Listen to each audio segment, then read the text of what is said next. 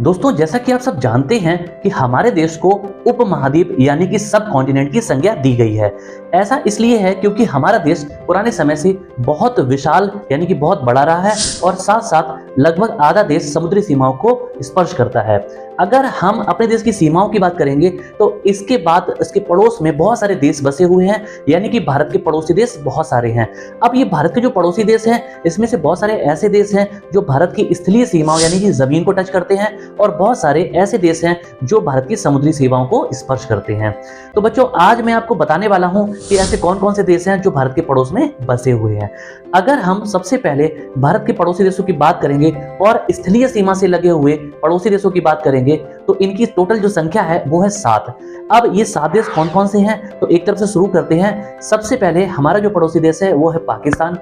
उसके अगर हम ऊपर जाएंगे तो हमें देखने को मिलेगा अफगानिस्तान, उसके बाद चाइना, फिर उसके बाद नेपाल, फिर भूटान, फिर म्यांमार और उसके बाद बांग्लादेश। ये 7 ऐसे देश हैं जो भारत के साथ स्थलीय सीमा बनाते हैं।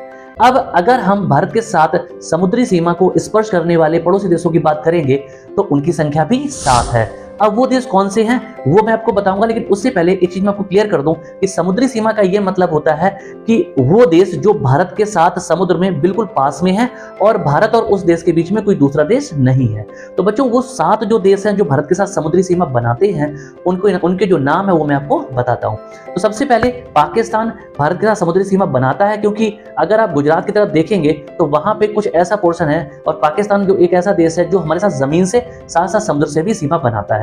तो पहला जो देश है समुद्री सीमा बनाने वाला वो है पाकिस्तान, दूसरा देश है मालदीव, तीसरा देश है श्रीलंका, चौथा है बांग्लादेश, पांचवा है म्यांमार, छठा जो देश है वो है थाईलैंड और सातवां जो देश है वो है इंडोनेशिया। ये 7 ऐसे देश हैं जो भारत के साथ समुद्री सीमा बनाते हैं। अगर हम पेपर में कोई क्वेश्चन आता है और ऐसा पूछा जाता है कि भारत का सबसे नजदीकी पड़ोसी देश कौन सा है समुद्र में, तो उसका आंसर होगा श्रीलंका।